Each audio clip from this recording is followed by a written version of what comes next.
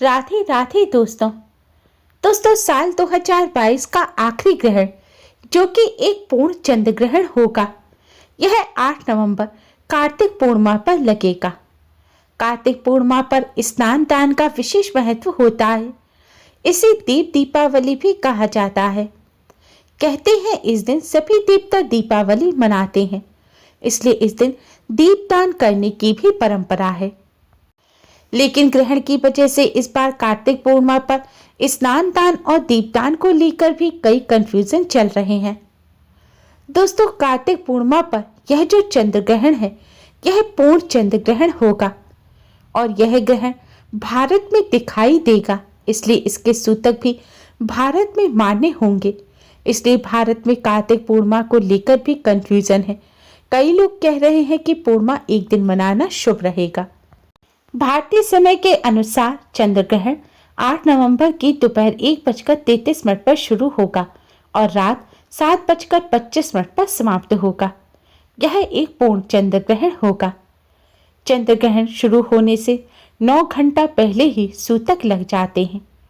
सूतक वह अशुभ काल होता है जिसमें कोई भी शुभ और मांगलिक कार्य नहीं किए जाते। ग्रहण के सूतक लगने से पहले ही मंदिर के पट बंद कर दिए जाते हैं। ग्रहण और सूतक काल के दौरान मूर्ति पूजन या अन्य धार्मिक कार्य और शुभ कार्य नहीं किए जाते। भारतीय समय के अनुसार भारत में यह ग्रहण शाम 5:32 पर दिखाई देगा और शाम 6:18 पर समाप्त हो जाएगा। इसलिए इस ग्रहण के सूतक भारत में 8 नवंबर की सुबह 9:21 पर शुरू हो जाएंगे, जो कि ग्रहण के साथ ही शाम 6:18 पर समाप्त होंगे। ग्रहण और सूतक काल के दौरान कई नियमों का पालन किया जाता है। वृद्ध, बच्चों और अस्वस्थ लोगों के लिए इतने लंबे समय तक नियमों का पालन करना संभव नहीं होता। इसलिए शास्त्रों के अनुसार ग्रहण के सूतक वृद्ध, बच्चों और अस्वस्थ लोगों के लिए ग्रहण के सूतक लगभग 3 घंटा पूर्व ही मान्य होते हैं। इस हिसाब से बच्चे, वृद्ध और अस्वस्थ लोगों के लिए ग्रहण के सूतक 8 नवंबर की दोपहर 2:48 पर शुरू होंगे, जो कि ग्रहण के साथ ही समाप्त होंगे। यह चंद्र ग्रहण एक पूर्ण चंद्र ग्रहण होगा, जो कि भारत के पूर्वी भाग में पूर्ण रूप से दिखाई देगा, यानी कि इस चंद्र ग्रहण के दौरान चंद्रमा पूरी तरह से ढक जाएगा। लेकिन पूर्वी भारत को छोड़कर भारत के अन्य हिस्सों में यह ग्रहण आंशिक रूप से दिखाई देगा। यह ग्रहण भारत के अलावा उत्तर पूर्वी यूरोप, एशिया, ऑस्ट्रेलिया, प्रशांत महासागर, हिंद महासागर, उत्तर अमेरिका और दक्षिणी अमेरिका के अधिकांश हिस्सों में दिखाई देगा। ग्रहण और सूतक काल के दौरान पूजा पाठ, धार्मिक अनुष्ठान, शुभ कार्य नहीं किए जाते। इसलिए ग्रहण के सूतक शुरू होने से पहले ही मंदिर के पट बंद कर देने चाहिए। आपके घर में जो मंदिर है उस पर आप पर्दा डाल दें या फिर कपड़ा डालकर उसको ढक दें। ग्रहण और सूतक काल के दौरान मंत्रों का जाप किया जा सकता है, लेकिन मूर्ति पूजन करना वर्जित होता है। ग्रहण और सूतक काल के दौरान कोई भी शुभ काम, देवी देवताओं का पूजन नहीं किया जाता। इस दौरान ना तो भोजन पकाना चाहिए और ना ही भोजन खाना चाहिए। ग्रहण को खुली आंखों से नहीं देखना चाहिए। धर्मशास्त्रों के अनुसार ग्रहण जब लग रहा हो तब खुले में नहीं जाना चाहिए, जिससे ग्रहण की छाया आपके ऊपर ना पड़े। विशेष तौर पर गर्भवती महिलाओं को ना तो ग्रहण देखना चाहिए और ना ही घर से बाहर जाना चाहिए। ग्रहण और सूतक काल के दौरान तुलसी जी के साथ ही अन्य किसी भी पेड़ पौधे को नहीं छूना चाहिए। ग्रहण शुरू होने से पहले यानी सूतक काल लगने से पहले ही खाने पीने की चीजों में तुलसी के पत्ते डाल देने चाहिए। ग्रहण और सूतक काल के दौरान अधिक से अधिक इष्ट देवताओं के नाम का स्मरण करना चाहिए। ग्रहण के दौरान इसके असर को कम करने के लिए मंत्रों का जाप उच्च स्वर में करना चाहिए, जिससे आपके आसपास सकारात्मक ऊर्जा बन जाए। धार्मिक मान्यताओं के अनुसार गर्भवती महिलाओं को ग्रहण के दौरान विशेष सावधानी बरतनी चाहिए। गर्भवती महिलाओं को ना तो ग्रहण देखना चाहिए, ना ही ग्रहण में बाहर जाना चाहिए। इसके पीछे कई धार्मिक और वैज्ञानिक तथ्य हैं। ग्रहण के दौरान अगर गर्भवती महिलाएं ग्रहण को देखती हैं तो इससे निकलने वाली जो किरणें हैं यह गर्भ पर अशुभ प्रभाव डालती हैं। इससे बच्चे पर नकारात्मक असर पड़ता है। ग्रहण की किरणें बच्चे और मां की सेहत के लिए भी अच्छी नहीं होती। ज्योतिष के अनुसार ग्रहण के दौरान राहु केतु का प्रभाव अधिक होता है और इससे बच्चे की कुंडली में इन ग्रहों से संबंधित दोष हो सकते हैं। गर्भवती महिलाओं को ग्रहण काल के दौरान कुछ भी काटना नहीं चाहिए। छुरी वगैरह सुई का भी इस्तेमाल नहीं करना चाहिए।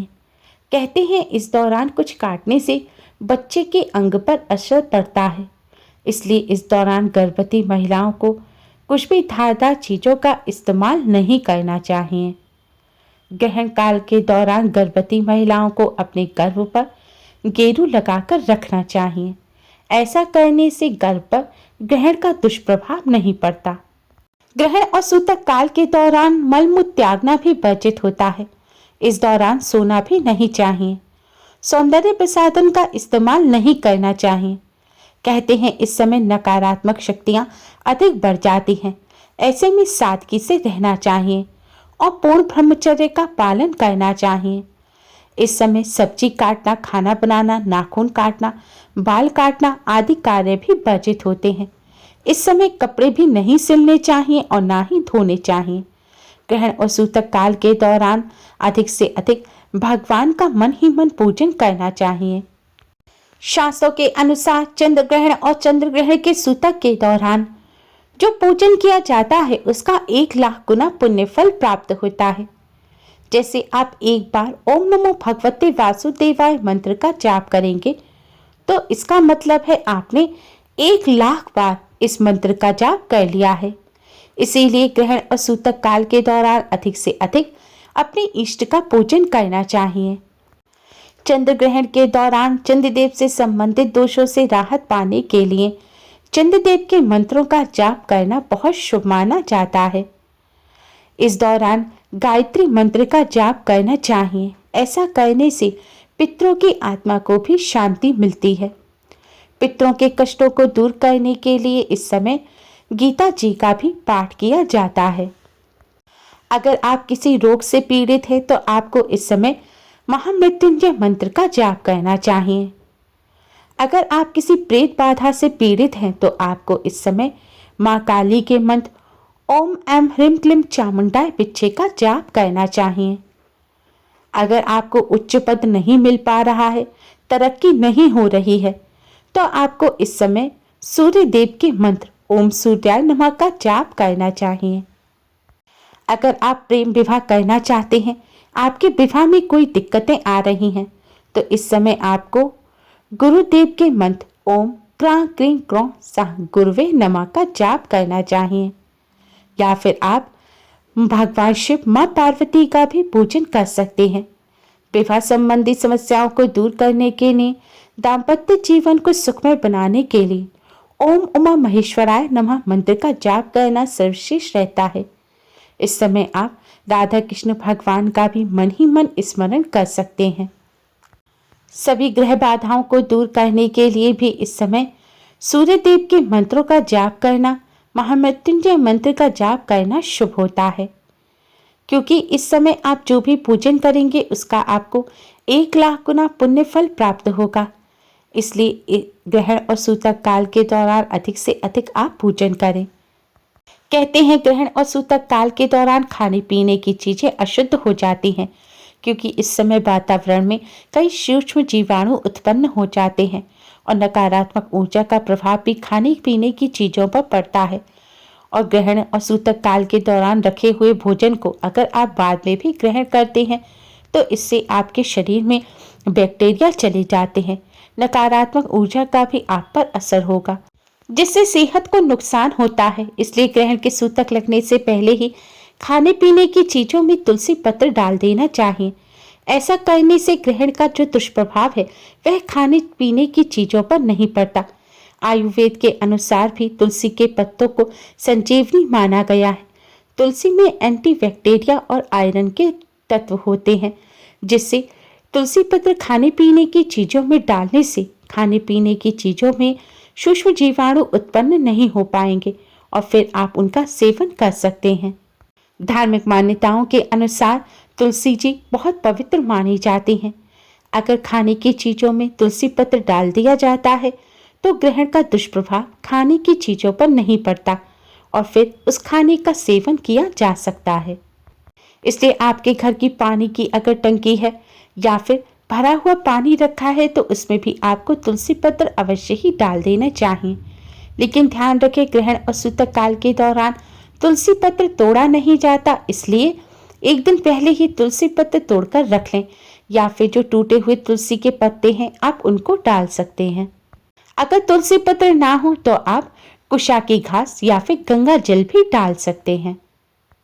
ग्रहण कार्तिक पूर्णिमा पर पड़ रहा है और कार्तिक पूर्णिमा पर स्नान दान दीपदान का विशेष महत्व होता है। इसलिए कार्तिक पूर्णिमा पर किए जाने वाले स्नान दान इस बार 8 नवंबर को सुबह 9:21 से पहले अवश्य ही कर लें, क्योंकि 9:21 पर सूतक शुरू हो जाएंगे। स्नान दान और पूजन सुबह कर लें और फिर शाम को जब ग्रहण समाप्त होगा शाम 6:18 पर, तब घर की सफाई कर आप स्नान कर अपने मंदिर में भगवान जी की जो प्रतिमाएं हैं उन्हें स्नान कराएं और मंदिर की सफाई करें और इसके बाद दीपदान कर भगवान का पूजन करें। इस तरह ग्रहण के नियमों का पालन कर कार्तिक पूर्णिमा का स्नान दान और पूजन किया जाएगा। उम्मीद है आपको हमारी ये वीडियो पसंद आई होगी। Please like, share and subscribe. Thanks for watching.